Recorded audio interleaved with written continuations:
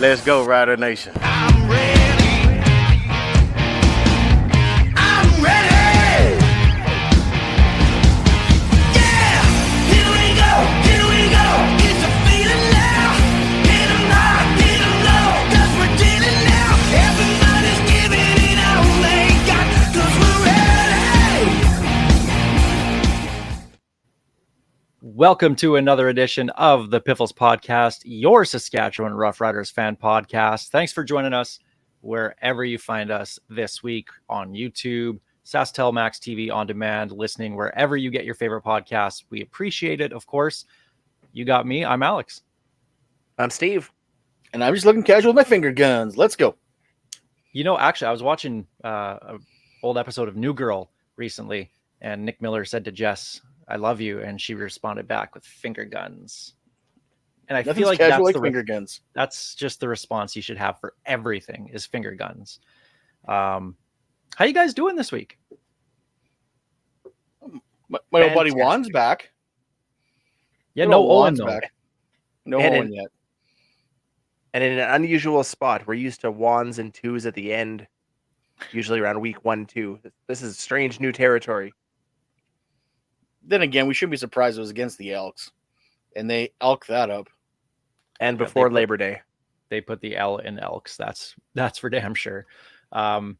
Your Saskatchewan Roughriders fan podcast, Piffles podcast, brought to you by Dairy Queen on Elphinstone Street and Sass Drive in Regina. You can give us a follow on X. I'm at RealAlexD. You can find me at Safamod. And as always, I do not need nor want your pity follows at Greg on Sports. And check us out on Facebook as well and the website pifflespodcast.com. You guys, I'm a little sad today. Actually, I don't really know how to feel. The greatest of all time, my personal hero, my friend. I have his contact. I have his phone number. That means we're friends. Joey Chestnut was banned temporarily from the hot dog eating contest, the Nathan's Famous hot dog eating contest. The minute I And- saw that news, I wanted a wellness check on you because I knew this was going to affect you. I think we all did. There, my mentions. I was wondering what was going on. I opened up my X account, and there was just notifications there. I'm like, I didn't post anything. What's going on here? I feel blessed that people want to check in on me. With Joey Chestnut being banned. Now apparently he's not banned because they realized, oh man, no one's gonna watch the hot dog eating contest without Joey Chestnut. Honestly, I think I don't know, but I don't know what to feel. like. Alex, you and I are wrestling fans. I think if they would have banned him the 1 year, you could have had that return match next year, and just created like real champion versus the fake champion type thing, like Razor versus Well- Sean, ladders on ladder match, both belts Ladder hanging match. above it. And Kobayashi's retired too, so it's like I don't even know who the next guy is. If they banned them, whoever won would know they're not the real champ. You No. have to know. 13 mustard belt titles. That's more world championships than Tom Brady and Michael Jordan combined. The greatest sports athlete in the history of the world. My friend Joey Chestnut. I wonder if he likes the CFL. He's been up here in Canada a few times. We should see if he likes the CFL. Maybe I'll shoot him a text or something. Like, who the hell are Lord you? knows he's done enough Joey's only eating contests at halftime at multiple venues during the CFL. He was at the Stampeders game last year. I think he was at a Stampeders game. So No, it was sir- definitely a few years ago because I thought Nick Lewis was going to take off the helmet and join him. wow.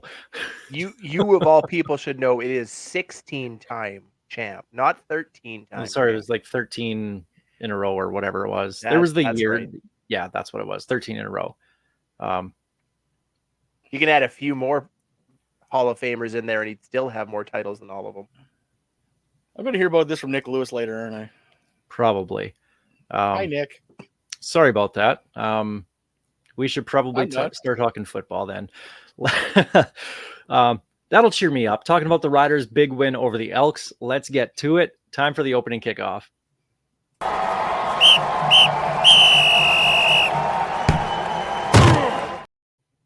We start off with finger guns.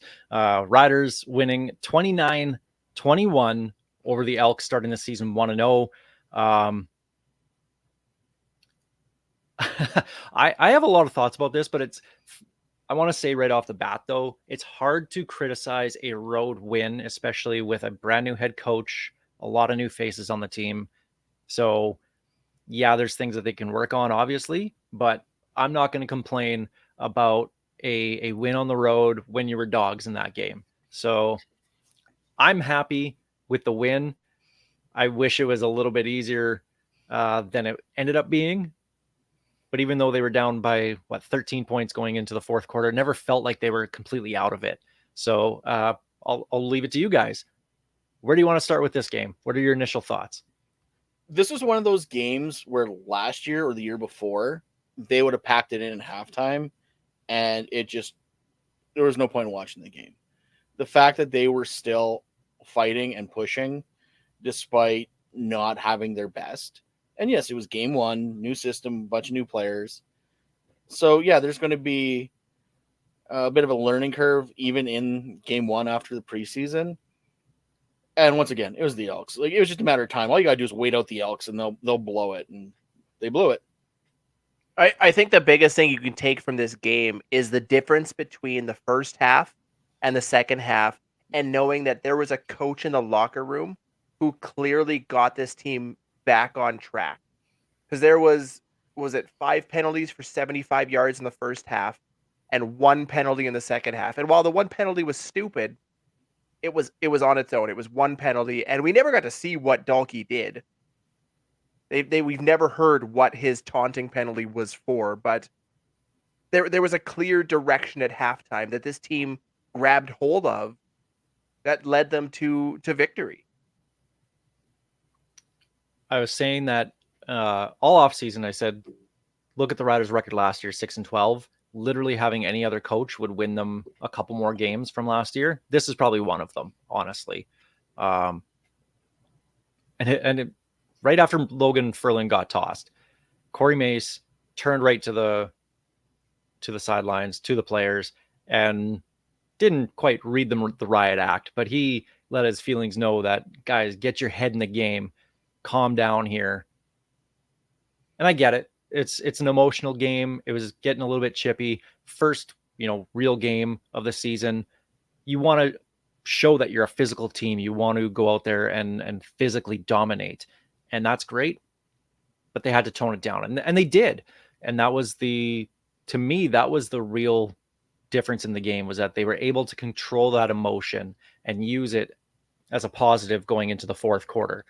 But yeah, it was that I mean, I don't even know what to say about that game. Like, we can get into pass protection, run blocking, lack thereof.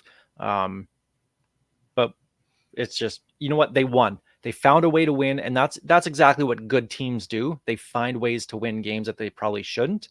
And the Riders probably shouldn't have won this game with how it played out, but they did. And at the end of the day, they don't ask how, they ask how many. Like, I understand the Riders have a deficit from last year. Like, they lost money technically last year, but I hope they have in the budget to repaint a bunch of dressing rooms, because I'm pretty sure Mace went in there at halftime and peeled that paint, because you could see that the team was refocused after how rough it was getting. Like, Logan Ferland, know how many penalties he has as his 3 years as a pro? 2. That one and another one. And that was like for holding. Like, that tells you how out of whack that was. And knowing him from the Thunder, that is not the person he is. But I hope, and don't get me wrong, we've seen plays like that in the past. And yes, the league said we're going to be focusing on stuff like that this season. So that's your benchmark.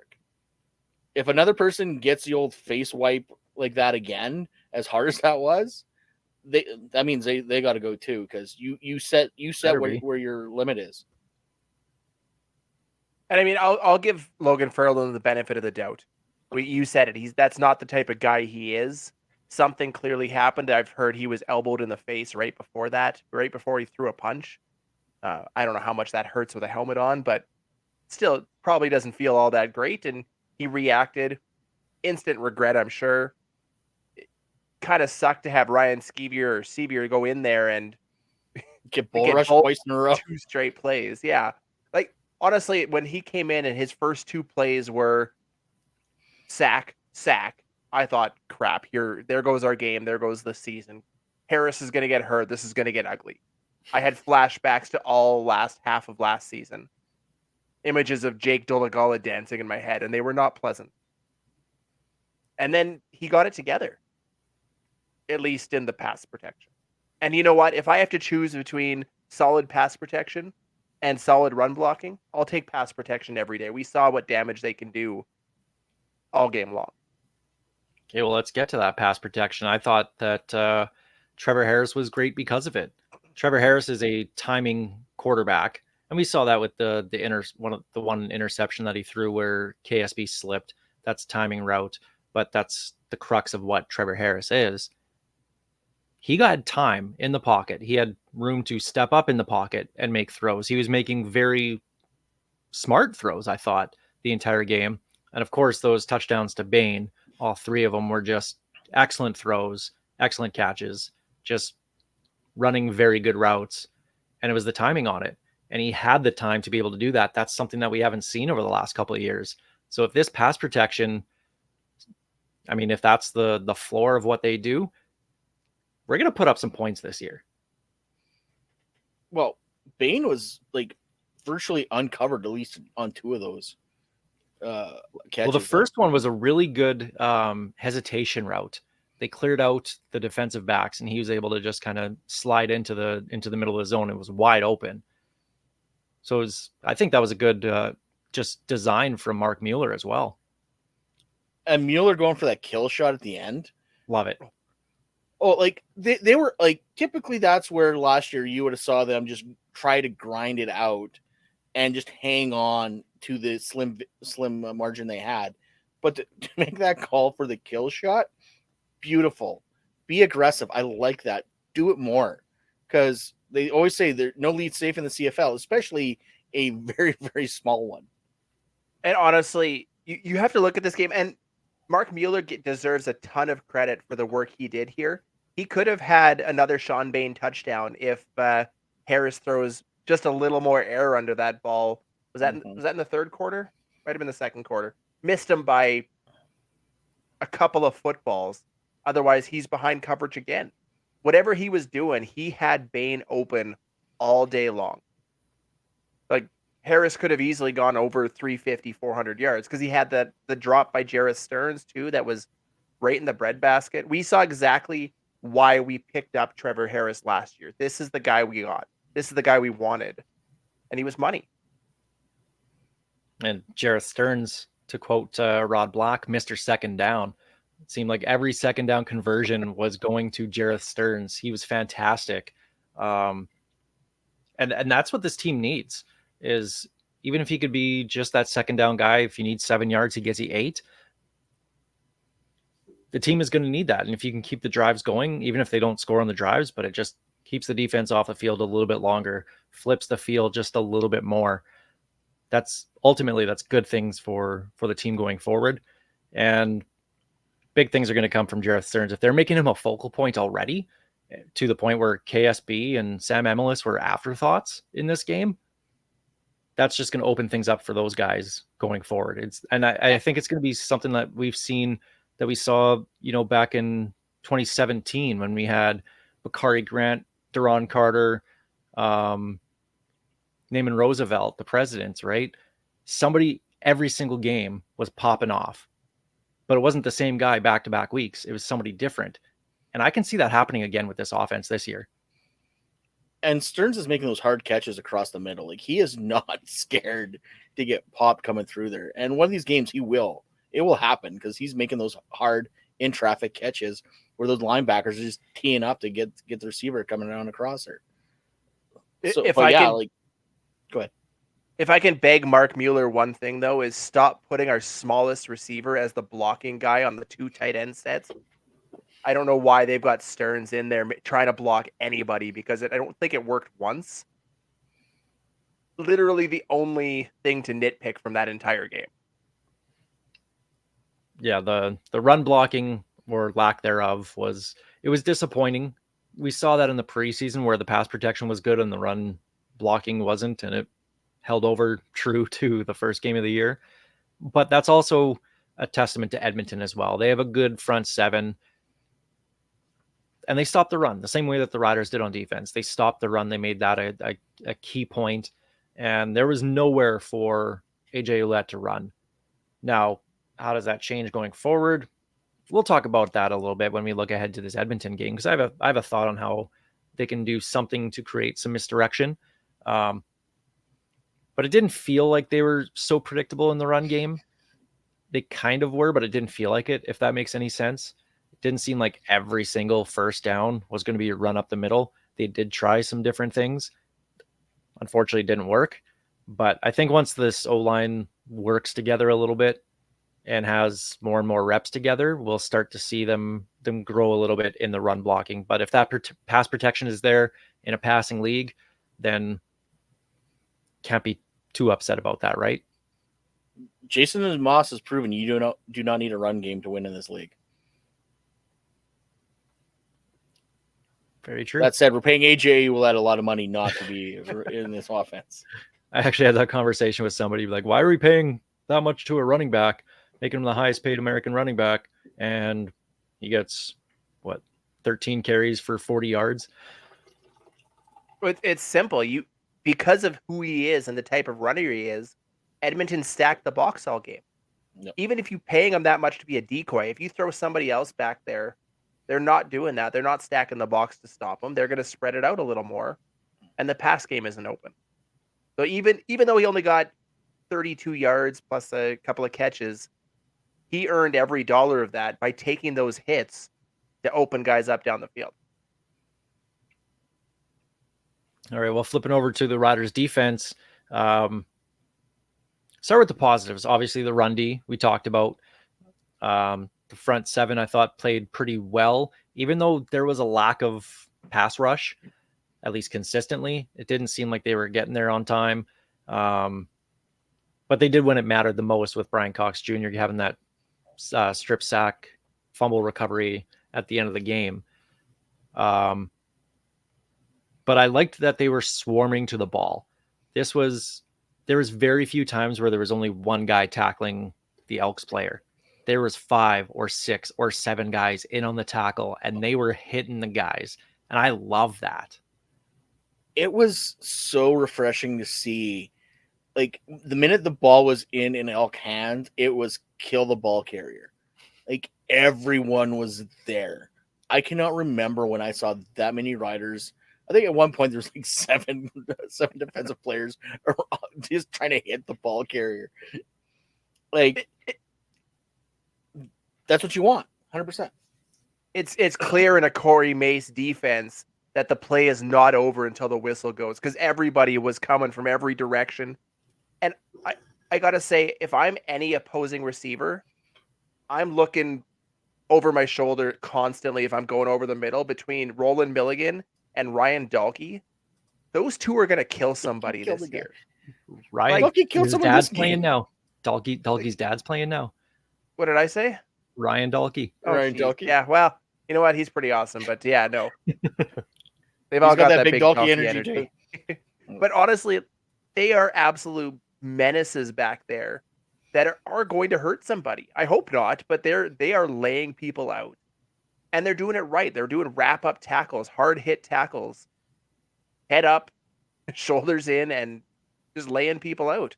I'm excited to see what this defense will do when they get together for, 3, 4, 5 more games and can really get some cohesion.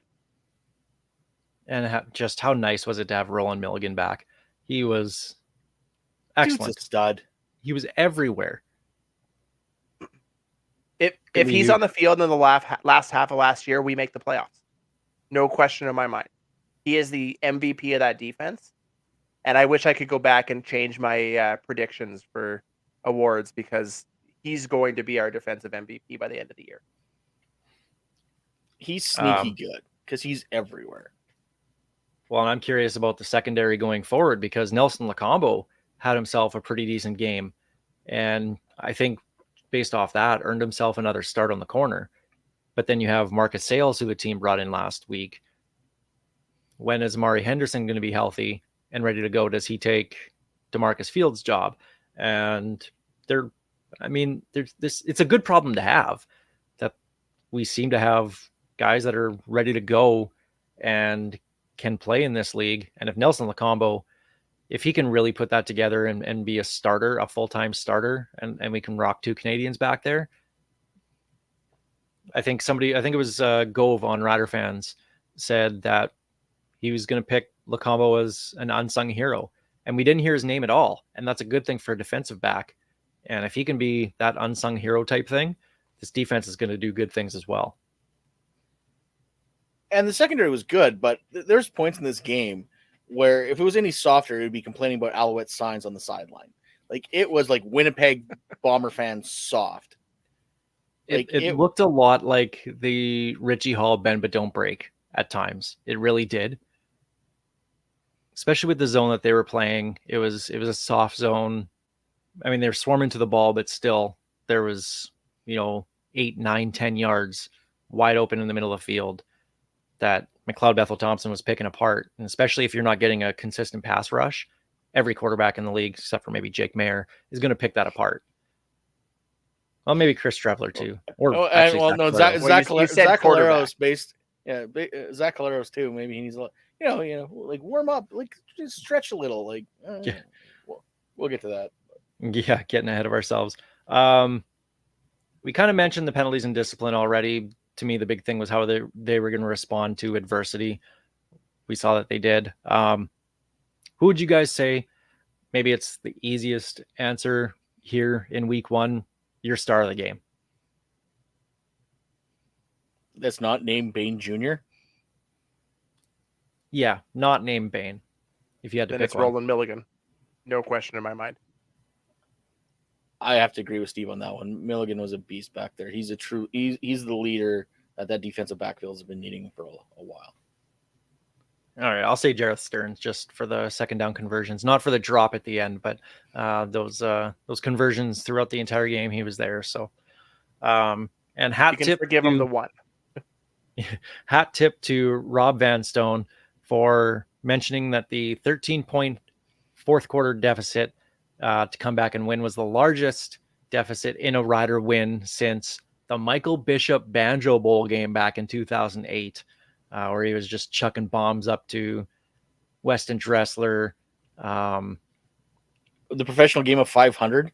Gerald Walker, maybe not Gerard Walker, and they're blanking on the other guy's name. It's hard to remember when we lost Vincent. 6 guys to broken legs on that roster. His name was Vince. Was it Vince Marshall? That sounds Right. about right. Maybe it was Vince Marshall. His name was Vince. I remember that. I try not to remember people named Vince, so I love you, Vince. But yeah, that was the game where Michael Bishop was just throwing jackpot balls the entire time. But it's hard to Who wants to see me believe throw the that ball real far? 16 in 16 years they haven't overcome, a 13-point or more deficit, which is kind of crazy to me.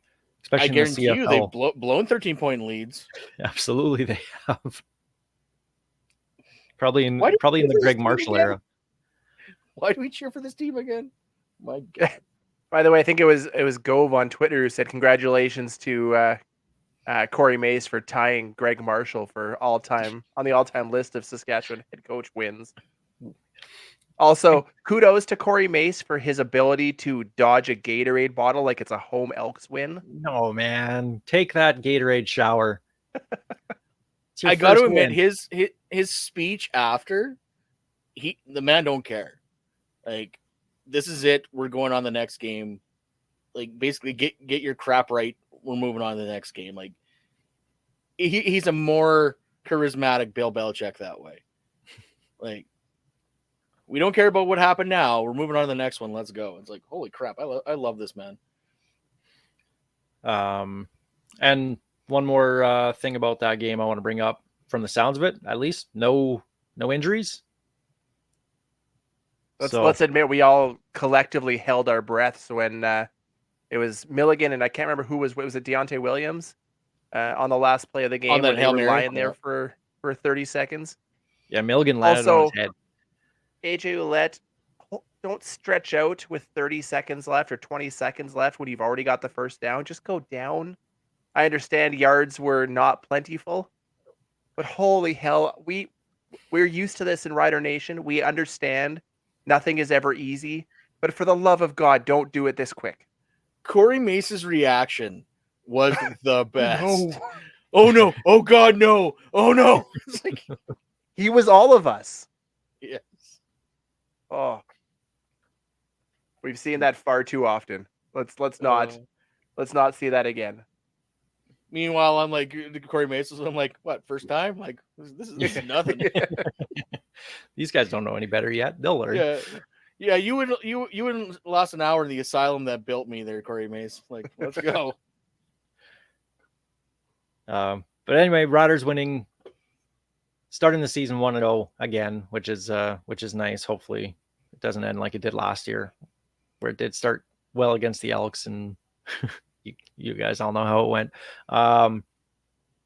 But winning the game on the road as an underdog, never a bad thing. So lots to build on, but I'm not going to be too critical about things. It's week 1, which is still kind of an extension of the preseason for most teams anyway. And on the plus side, it was the one game you guys got right. Yeah. I'll 1-3 for our picks, Steve. We sucked. There's a reason why we don't suggest anybody takes our gambling advice. We'll take it and then throw it in the dumpster and do the absolute opposite. That's probably your best bet. Fade any suggestion we give you. Other Rider news, Riders announced last week they lost $1.1 million in 2023. The general meeting is going to happen in just a couple weeks. Yep. Next week at the Connexus Start Center in Regina. Obviously not good, losing money. They were able to build up the reserve though, which is a good thing. Well, so yeah, they haven't lost money per se. Team's got a war chest. Yeah. But their expenses outweighed their revenue. No, sorry. Yeah, revenue. There you go. That's the word. I'm Let's not just say it's a good thing we've got an accountant at the top of the food chain. But we're starting to see why this jersey came out this year. I was gonna say there's influx of cash. There's a good way to make up that $1.1 million, and I'm wearing it on my head, and Steve, I can see you're wearing it on your chest there. So with all the merch that's flying off the shelves right now, they'll start making that back up in no time. They may have made it back that first weekend, just based on how busy the store was. Like all I've pictured in my head is like Craig Reynolds seeing the numbers. Release the jersey. They've had this ready to go for years. Yeah. But that's also coming off of the Grey Cup year where they made a boatload of money. So, but by no means are we in Edmonton searching the couch cushions for money. It doesn't look good, but we have, like I said, we have an accountant as our CEO. Like this could also be a little bit of number magic. We all grew up in the telethon era. We're not there. We're not even close to there. There is no concern. This is all just moving from one money box to the other. There's money in the bank. The Riders are fine. And they're going to be more than fine after they win the Grey Cup this year and they get all that Grey Cup merch revenue and the new logo revenue. We're fine. Everything's fine. Obsidian Grey Cup merch. There we go. Ooh. Now we're talking. So they're just going to slap logos on the Grey Cup Festival stuff from like 2 years ago? Yeah, pretty much. Do we just post a shut up and take my money image across the screen? That's where I'd be at right there. Exactly. So I'm not going to make too much about them losing that money, but they'll make it back in no time. And plus revenue sharing across the CFL, that just means other people have to pay us money now. But let's be honest. Last year the attendance was garbage. It was the worst I've seen in a long time. they're announcing people. I'm like, are they counting like everyone's hands and feet? Like, Yeah. It There's was not 24,000 empty people last at this year. game. Yeah. Yeah.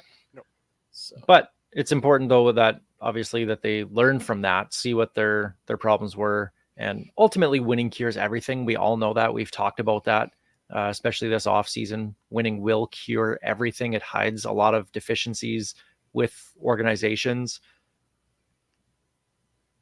Just win, baby, I guess, right?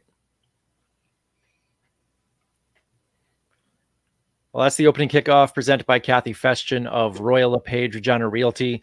Let's jump to our Churchill Brewing Company odds and end zones, taking a look around the CFL. Some of the other games last week, just we won't go too deep into it, but I do want to talk about the we Montreal got to talk about this one. and Winnipeg game for multiple reasons.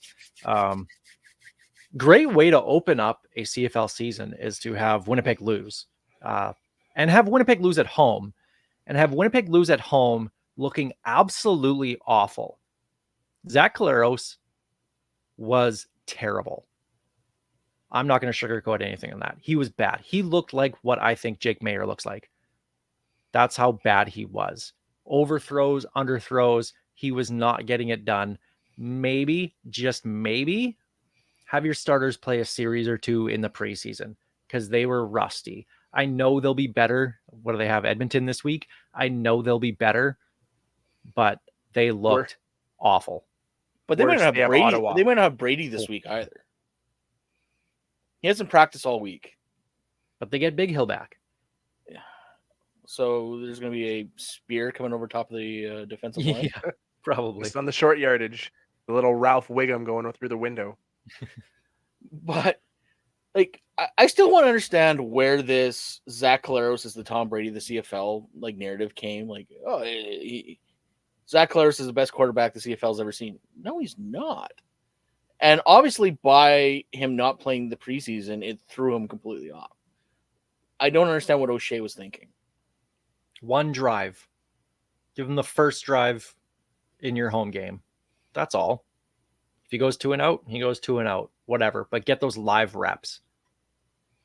Your first live reps of the season should not be in the regular season. And He that's is not against- that kind of quarterback. Against a good Montreal defense who brought pressure, and they were excellent. Sean Lemon And they had, bet on themselves. Yeah, Sean Lemon had a sack. 2 of them, actually, I think. Winnipeg's going to challenge the game due to Sean Lemon playing. Don't give him any ideas. I do want to give a shout out to Tyson Philpott. He was unbelievable. 10 catches, 141 yards, 2 touchdowns, picking up exactly where he left off. My favorite part was him looking to the Bomber fans on the sidelines after his big, long touchdown and showing the ring finger to them. Just dusted him this game the same way that he did to win the Grey Cup last year. Love it. That guy's going to be a problem this year.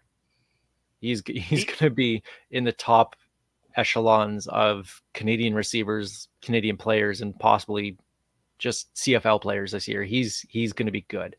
I don't think it's just he Canadian went first overall. players. He went first overall in my CFL keeper league. Like, I've been in this league for 20 years, and Tyson Philpott went first overall this year. Yeah. It's not just about Canadians. He's going to be one of the top 5 receivers in the league by the time the season ends. He's now their number 1. He's the guy in that offense that Fajardo is going to look for, and he's got it. He has that it factor, and I think maybe part of that bias is because I got to watch him beat Winnipeg 2 games in a row. Beautiful every time.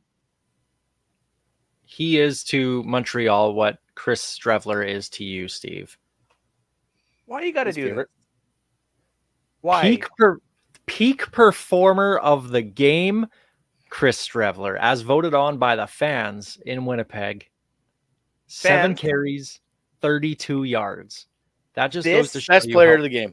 bad that game was for them. Just awful. This right here is why I hate him. I promise I wouldn't cause any bleeps when we talked about this, but it's an absolute joke. Like, if your backup quarterback throws no passes, rushes the ball 7 times, and he's your peak performer because he wore fur coat 4 years ago. Get over it. He's a bum. He may be the most overrated player in the CFL. Period. And I can't wait for him to absolutely choke on it all year long. Are you done? Be yet.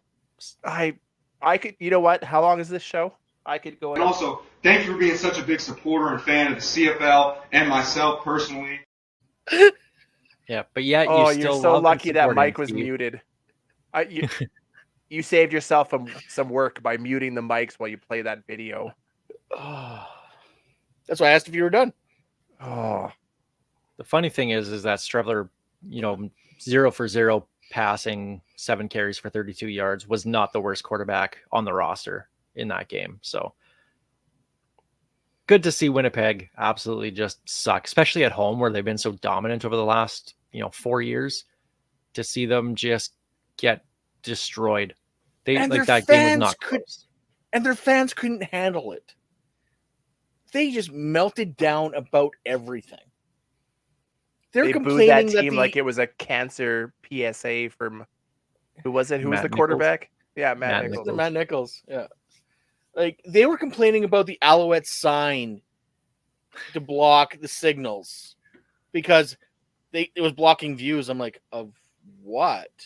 Well, they put the sign up when the coach is trying to call the play. I'm like, yeah, that happens all the time. Literally happens all the time. Have you ever watched NCAA football? And he's like, well, but it's like blocking views. I'm like, of the huddle when nothing's happening. Well, real fans watch everything. I'm like, come on. No fan watches the huddle. If you're watching the huddle, why are you not sipping your beer during the game? That's beer time. Nobody cares about the huddle until it breaks. Like That's when you dance to the music that the announcer plays while you're waiting for the huddle to break. Here's the thing: if you're watching the huddle, there's no way in HE double hockey sticks? Yeah, there's no way that if Mike O'Shea ever gets hit by a ball and gets knocked out, they're not calling your butt down to be the coach. You do not need to watch the huddle that intensely. Just enjoy the game. They're trying to. The sign's in the way, Greg. I enjoyed the game. So did I. I think everybody outside of Winnipeg enjoyed the game. I'm fairly certain at this point, judging by social media, Winnipeg has surpassed Saskatchewan as the most hated franchise by the rest of the league.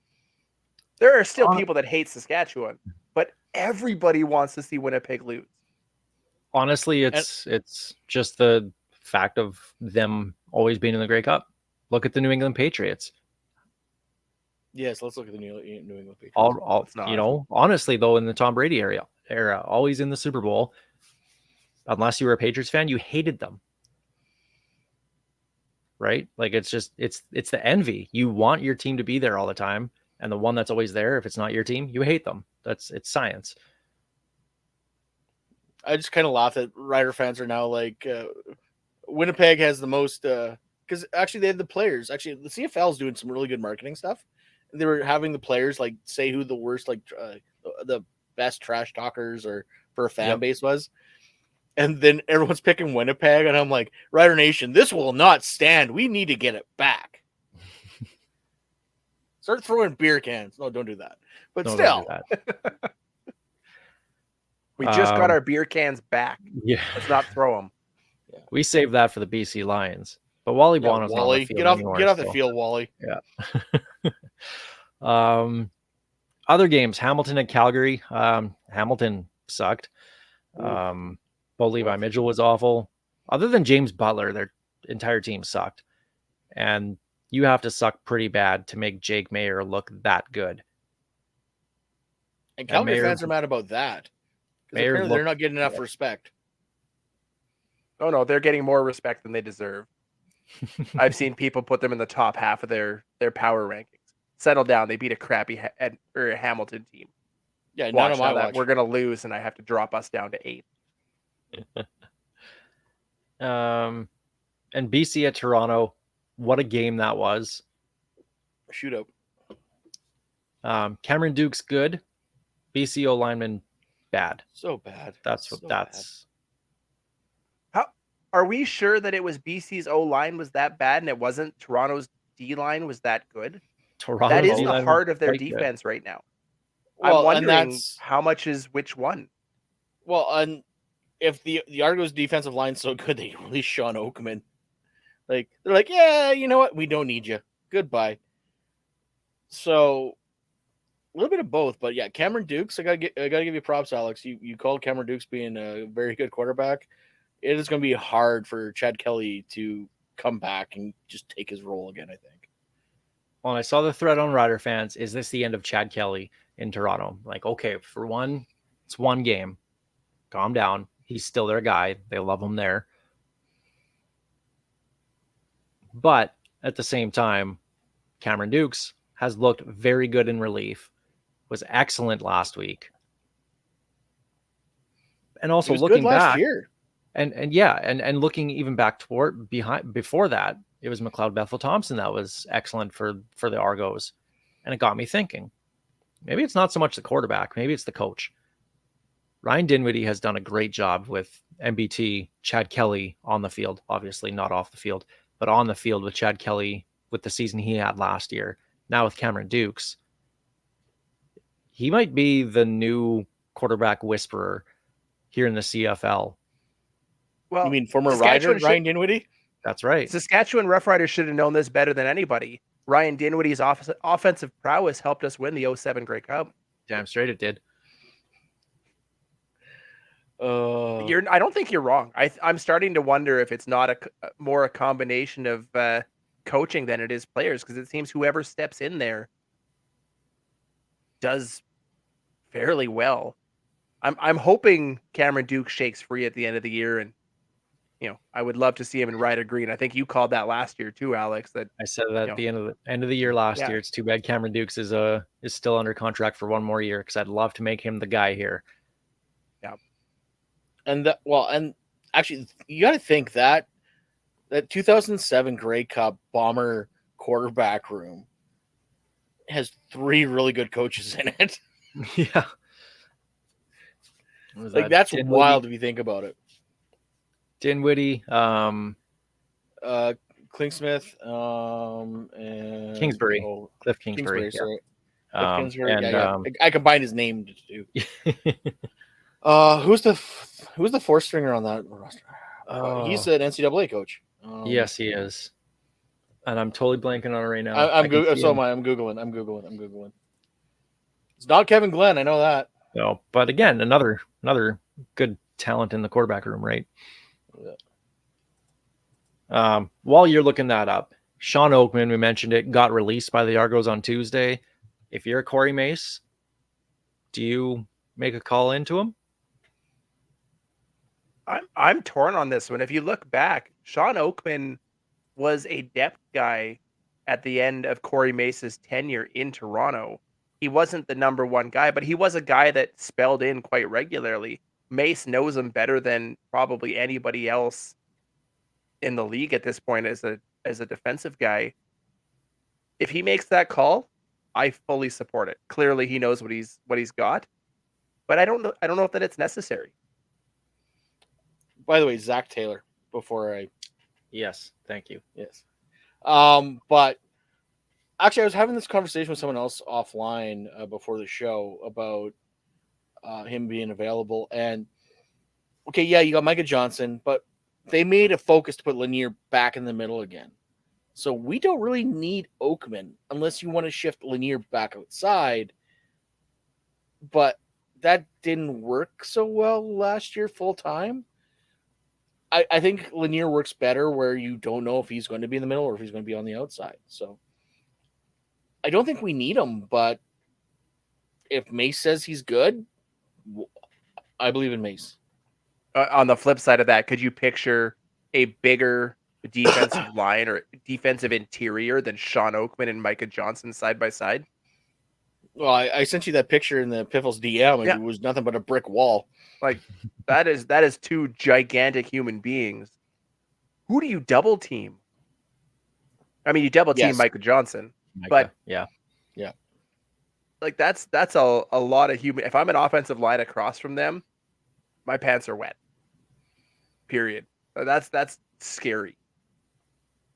it's definitely a lot of man to handle. Like both of them, basically both of them just like one hand on a helmet and just carry a guy. Kind of what I'm blanking I can't even pronounce his last name. The guy that bullied Ryan Sevier.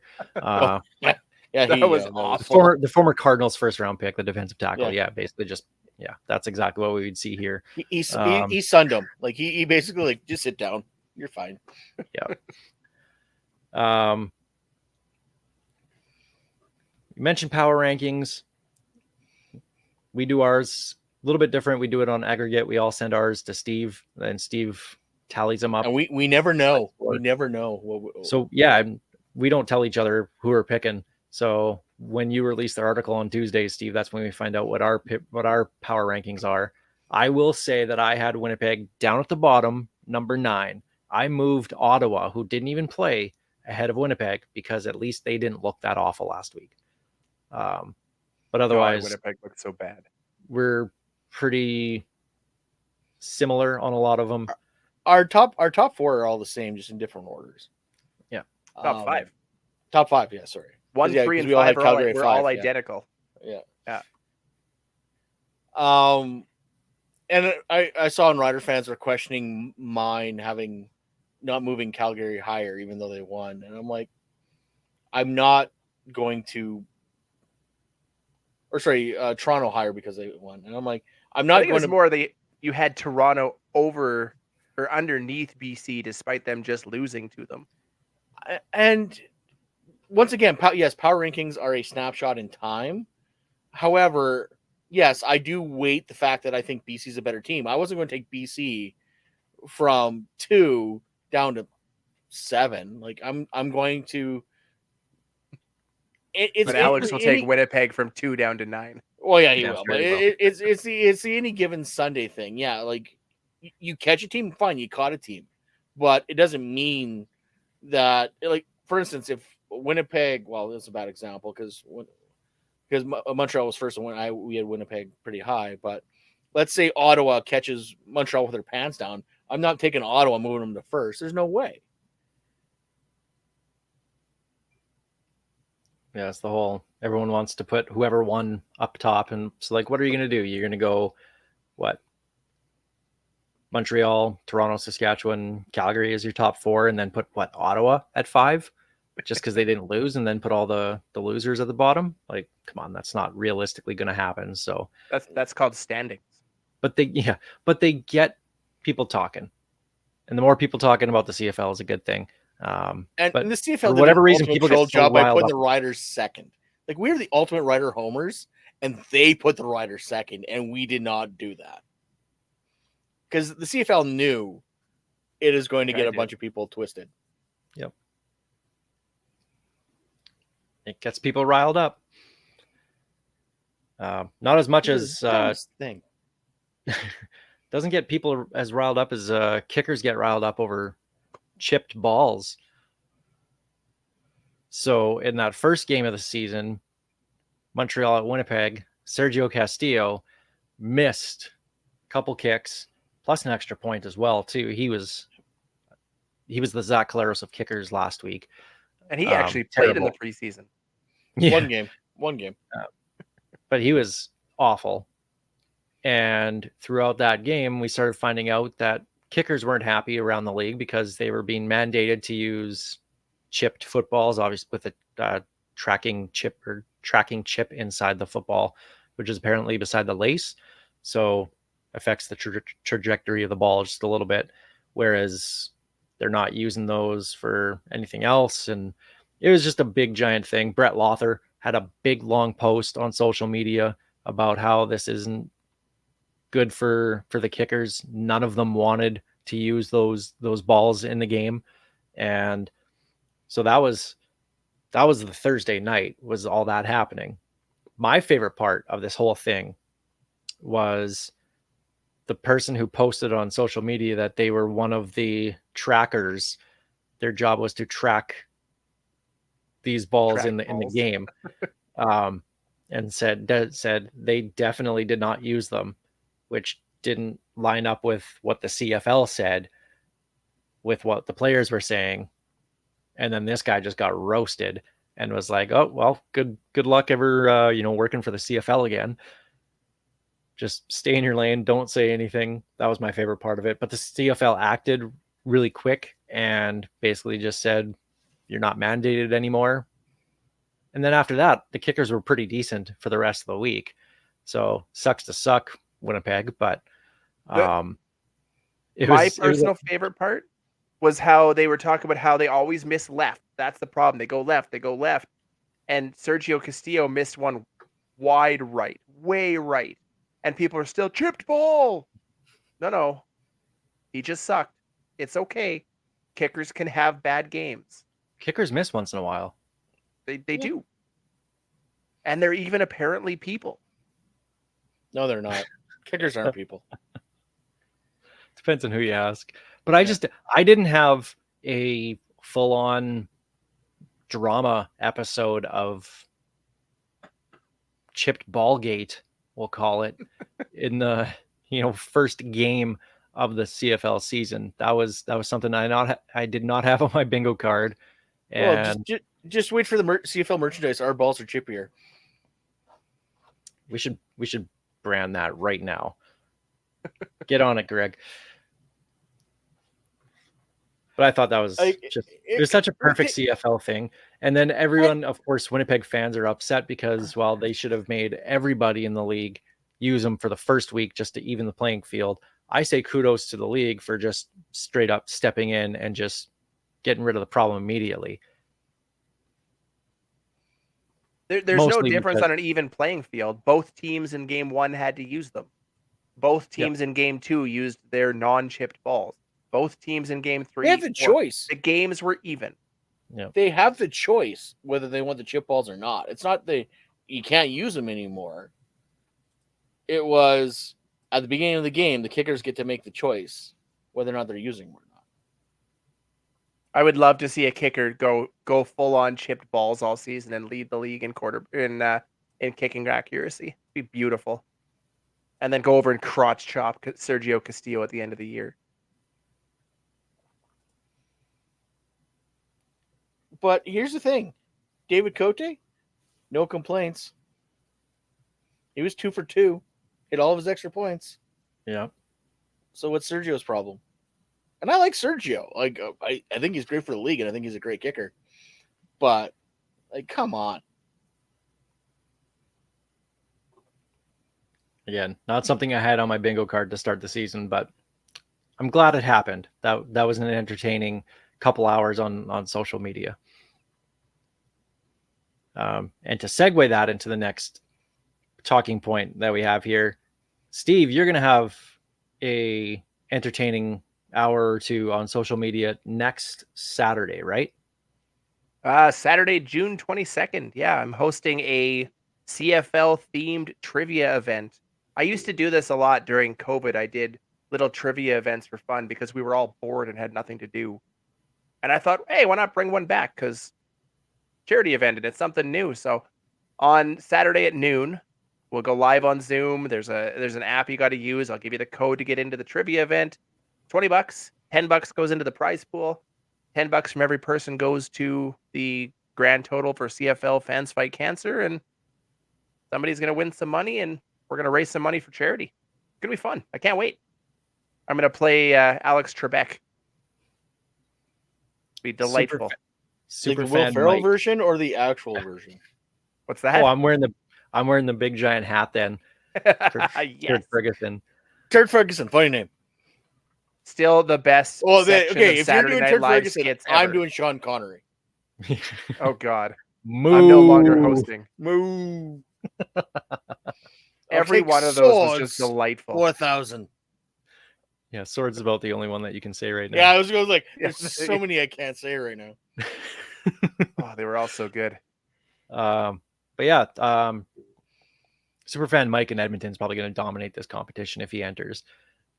This guy knows everything about everything. There's a few people that know everything.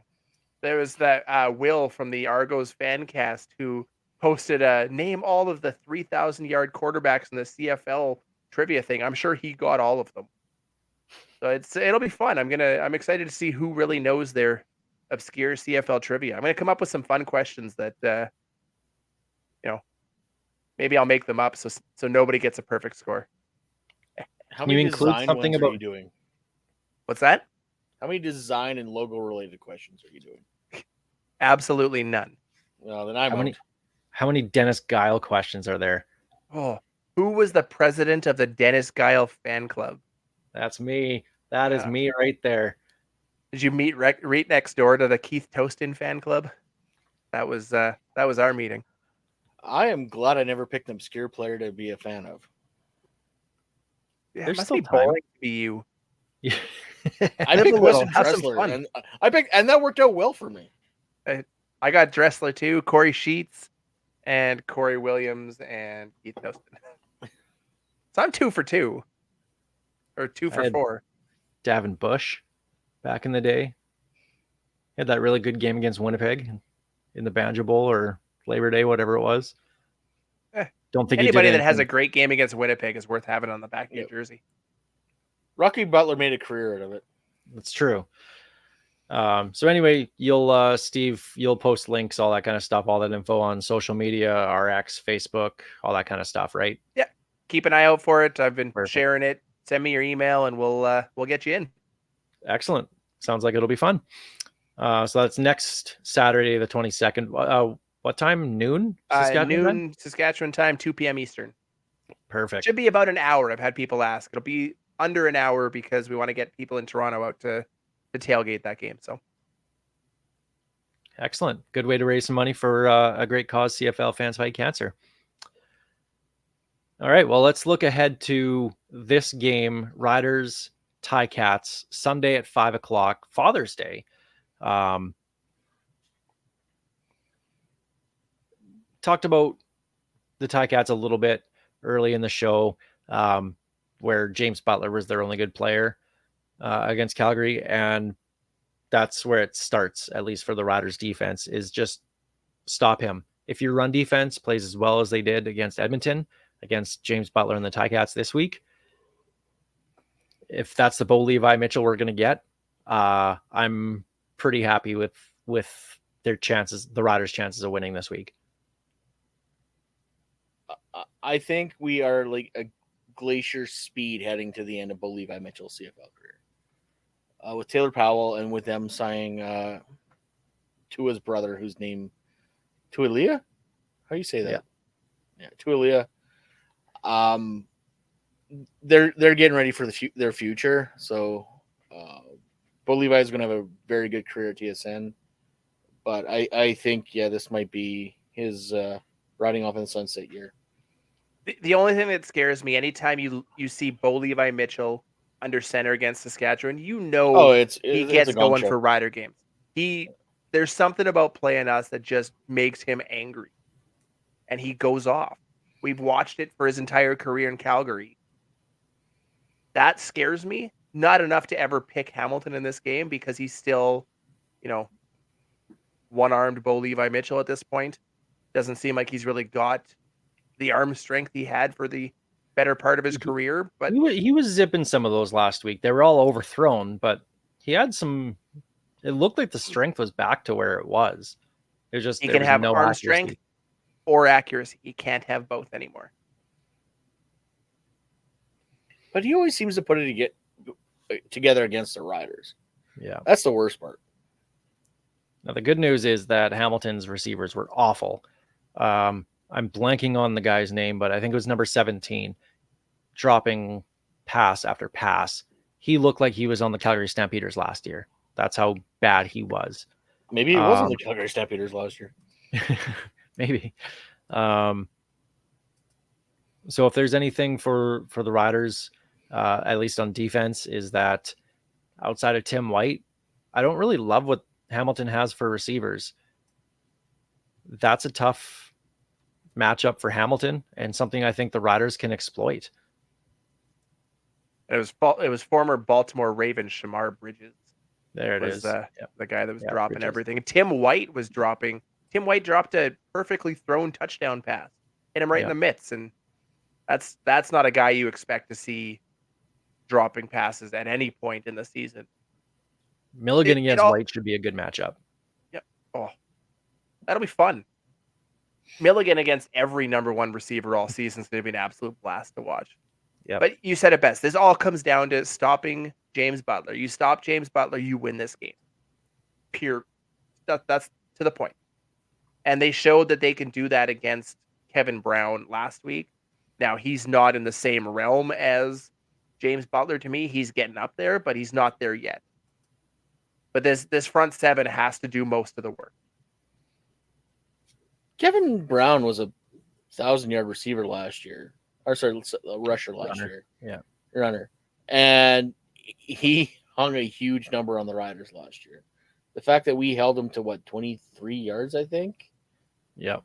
Should show what we can do to James Butler. But, yeah, stop the run, make Bo Levi Mitchell beat you, the Riders should be in a good shape. Well, if you can get a pass rush going this game a little bit more consistently than last week, rush some of those throws from Bo. Because the veteran quarterback, he's not going to hang on to the ball and try to make a play. He'll be smart and throw it away. But if you can get that and force a couple throws into coverage or get your big giant paws up there in the D line and knock one down or tip one up in the air and have a chance at an interception, that's the way to attack him. If you can get any kind of pressure on him, disrupt the timing, that'll be the key for the D line anyway, against their offense. But flipping over to the Riders side of the ball on offense, what I saw out of Hamilton last week was two rookie linebackers who did not look like they knew what was going on, and two rookie cornerbacks who got exploited very, very often by an average, to me, Calgary Stampeders receiving group. Outside of Reggie Begelton, I don't really love what they have in Calgary for receivers. Better than last year, but that's not setting the bar very high. With the Riders' talent at receiver to attack those young corners, if they can get KSB, MLS, Bain going up against some of those cornerbacks, that's, to me, that's not fair. Those rookies are probably looking across going, they have too many players. Why is there so many players on the field? I understand that you want to get younger at some of those positions, but that's a lot of rookies to have on your starting defense. You want to get younger, but you also want to get better. And Hamilton didn't do that this offseason. They don't look scary at all. They got weaker in their linebacking group, especially. DBs, give them time to gel, but that linebacking group just doesn't scare you the way, looking across at Simone Lawrence for the last decade has. And the run game for the Riders. So Hamilton looked pretty bad. Run defense. Mills and BJ Emmons, former Rider, ran really, really well against them for the Stamps last week. So how do you fix the Riders' run game based off of what we saw from both teams last week, the Riders' offense and the Ticats' defense? Honestly, I'd get Hickson back on the roster. I think you need that thunder and lightning that we talked about. AJ is not a scat back, so yeah, you can kick him out to the outside every once in a while, but he's better as that north-south runner. Just hammer him and then bring in Hickson as your off-speed guy, or I guess your high-speed guy.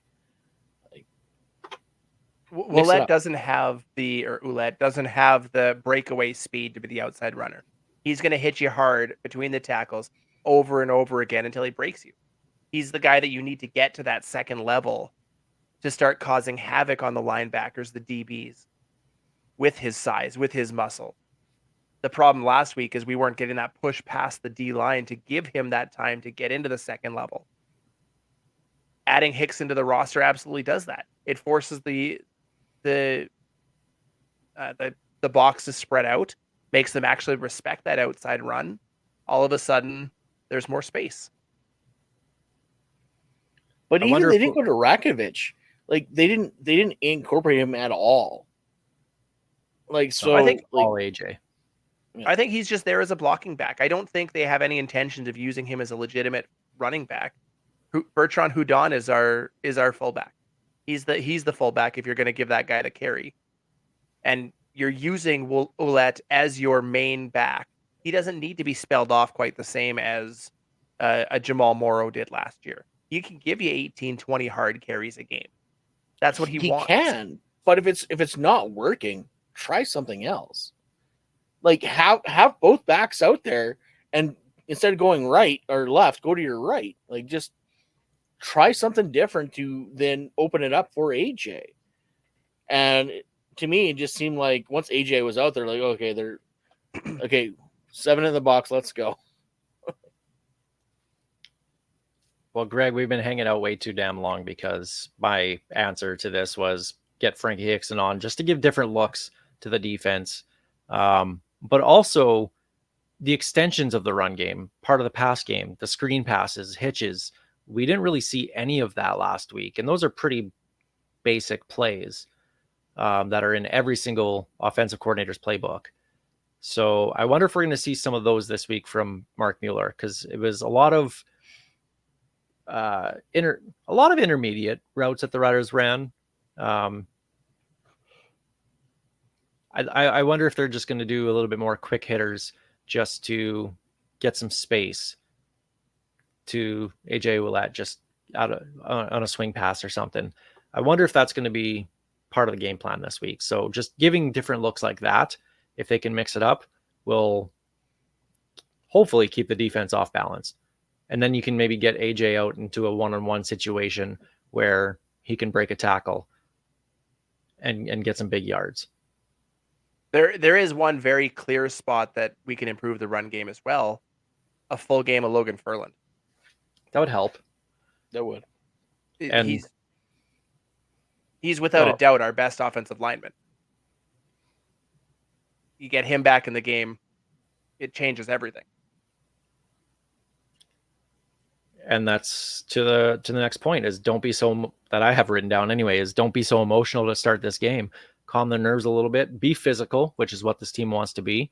But control those emotions. Don't be stupid. Don't be taking those 15-yard penalties that we saw Reed take. And then obviously Ferland with the 25-yard penalty and ejection. What did they learn from last week? And I think we already started to see that in the third and fourth quarter last week, just with how they reacted to Corey Mace. So that I'm sure that's a big talking point in the locker room this week is, hey guys, want you to be fired up, want you to go out there and, give 110% and all those cliches, but focus that energy, calm it down just a little bit and put it in the right spots. Play to the line, but not enough that the official pulls a flag. That's all you need to do. I still want to know what Dalkey did. I'm very confused by that. I've had people talk about that Dalkey thing and how irresponsible, disrespectful, whatever you want to call it was, without having any clue what he did. But to him, I say I almost expect that from him because you can tell watching him play, he plays with pure emotion. And you see it in every hit he makes. And if it means taking the occasional 15-yard taunting penalty to keep that emotion for him at a high level to where he is that menace at the safety position, I'm not even that worried about it. I don't mind it. And like I told you guys in the DM chat when we were watching the game, if it was for that flex, that is the softest penalty I've ever seen. If he said something, sure, whatever. If he said it within earshot of an official, fine. But the fact that all they could figure out is, well, he kind of flexed over by that guy on the ground, that is garbage. If flexing was a 15-yard penalty, Nealon Green would have spent his career suspended. I love Nealon Green, man. I don't care what anybody says. I loved him. Okay, well, let's get to our picks this week against the spread. So Steve and I were 1-3. Greg technically So was Greg. 2-2. Well, I wouldn't go so far with the ding, but you were Okay, two, What was your I- what was this, you Rep? 1, 2, and 1 because you picked Montreal to cover the spread, but you still had Winnipeg winning. So Why did we give him control of the buttons? I don't know. You would think I did this for a living for 10 years that I would control that, but we let him do it. He's got to do something. Yes, I said I. Here's the problem. I thought Winnipeg would win because it was a big spread, and then Montreal just punched him in the face.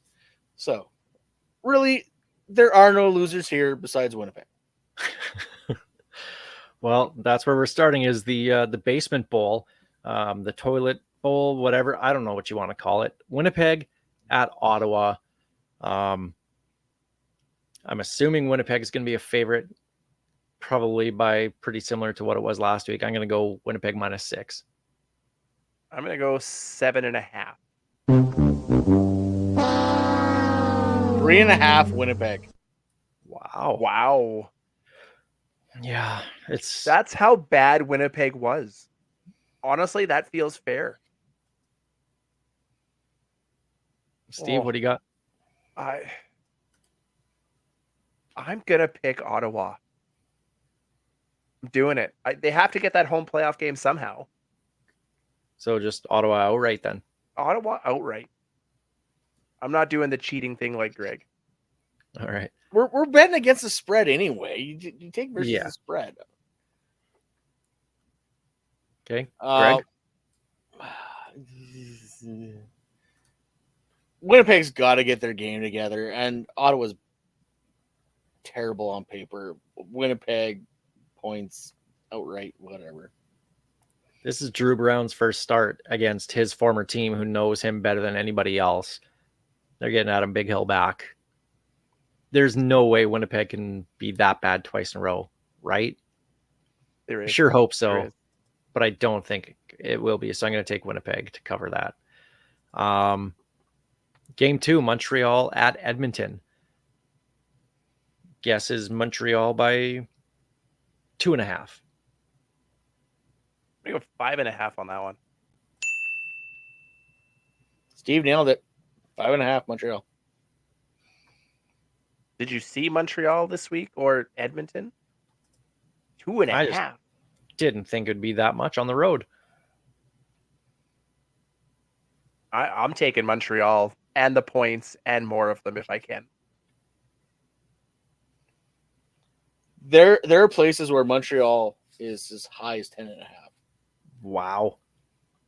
I'd still take Montreal there. Actually, I want to go back. So the opening odds, this is what we play is opening odds. Winnipeg in some places is as high as -12. So, yeah, it open at -3.5, and they're at -12 at some places.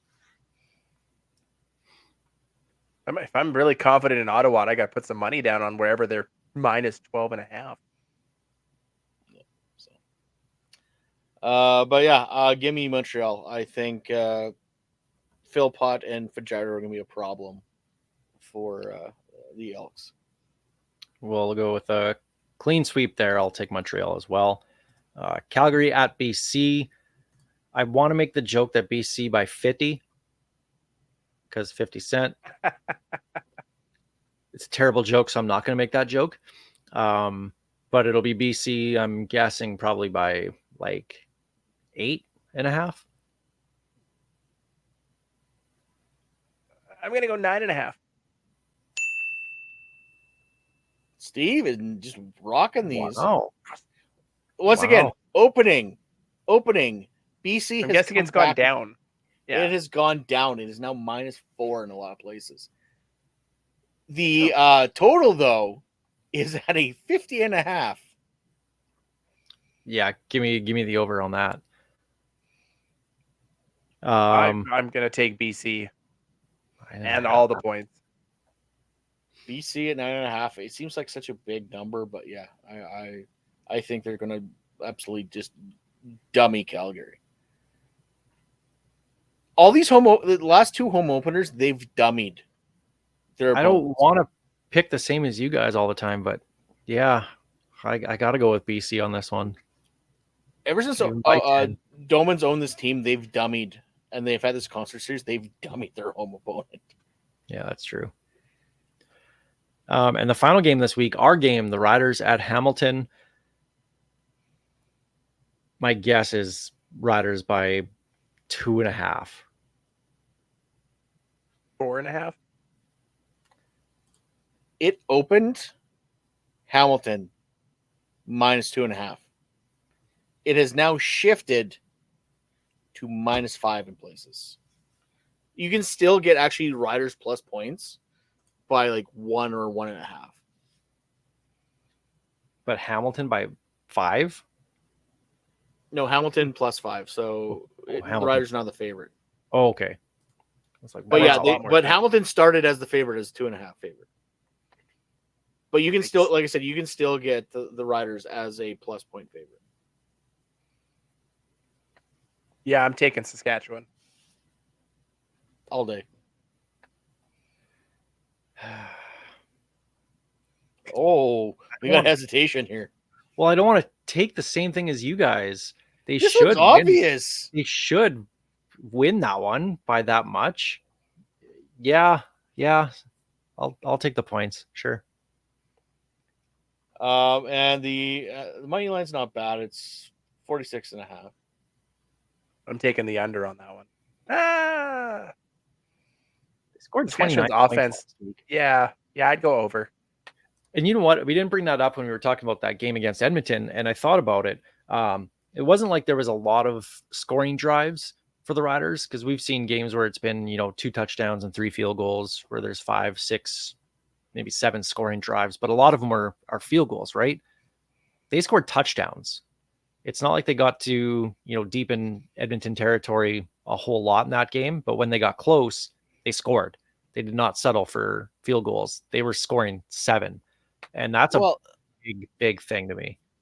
Well, the joke is about Trevor Harris always. He plays very good between the 20s. Yeah. So all those touchdowns were outside the red zone, so to speak. So it's a good thing that way. Yes. Yeah. Anytime you can get 7 instead of 3, it's you're gonna win a lot of games doing that. So if the efficiency is remotely close to that again, it'll be a good week for your Riders. And that's what I'm predicting this week. It'll be another good week for Saskatchewan, and we're going to see them come home 2-0 for that home opener next Sunday against the Ticats again, actually. Yes, So, it is. yeah. So expect Very a lot of real- penalties that game. Very real possibility of them going 3-0, especially if this Hamilton team is what we think it is right now. Whoa, let's get the first one first. They did. That was last week. Yeah. I meant against Hamilton. Good Lord. They were who we thought they were. We let them off the hook. But it should Preview be next week. Yeah. I'm banking on a Rider win. I don't do that. I haven't done that a lot lately. I'm doing that this week. It's not my lock of the week or my shoe in of the week. With Where's my big, giant, shoe? oversized shoe. I have a slipper. I won't go that far, but it's pretty close. I was going to mention I wore my plaid slippers in honor of the Ottawa Red Blacks. Slippers. That's the sad part. I got the same slippers. The other one says Papa on, doesn't it? It sure does. Yeah, it does. And 2 of my kids have little bears. Yep. Been there. Got him. Yep. All right. Well, let's leave it there, and we'll And what that is happens. the end of that chapter. Yeah, once we start talking about our feet, I think it's time to leave and switch over to OnlyFans for that. Right? Is that Oh, what, no. isn't that what we do? Sell feet pics or something like that? Is that how you make money nowadays? Tell people about that. Let's just get to the outro. Good Lord. Piffles Podcast brought to you by our great friends at Dairy Queen on Elphinstone Street and Sass Drive in Regina. Special thanks, of course, to Kathy Festian of Royal LePage Regina Realty and Churchill Brewing Company for their support making the show possible. Thanks for listening wherever you get your podcasts, watching on YouTube or on SaskTel Max TV on demand. We appreciate it. This is Ghost Behind Your Mind by Tyler Gilbert. Finger gun. Circles